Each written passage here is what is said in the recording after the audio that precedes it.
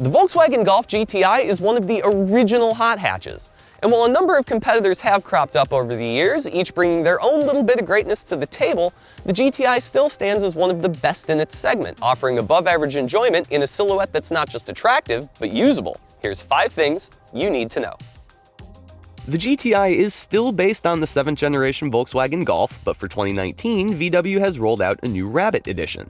Leaning into nostalgia a little, the Rabbit trim slots above the base and adds a number of exterior enhancements, including 18-inch black alloy wheels, a black spoiler, black mirror caps, LED headlights, and Rabbit badges. Inside, the always classy plaid cloth seats have Rabbit tags on them, and the floor mats have red stitching. The GTI's ovoid silhouette means there is plenty of cargo space behind the second row, 22.8 cubic feet to be exact. Now that does trounce the sedans in the segment, but it does lag behind hatchback-based competitors like the less powerful Hyundai Elantra GT Sport or the outgoing Ford Focus ST. Aside from the trunk, there are right-sized cubbies in each door panel, as well as 2 additional storage spots in the center console and under the armrest.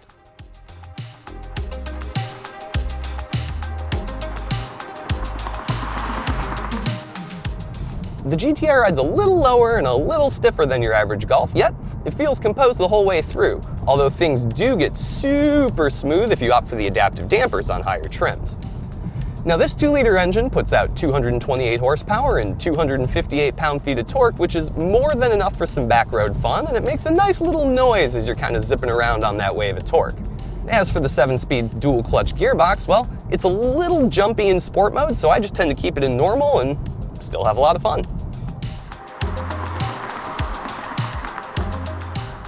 Both the base S model and my Rabbit trim tester receive a 6.5-inch touchscreen display.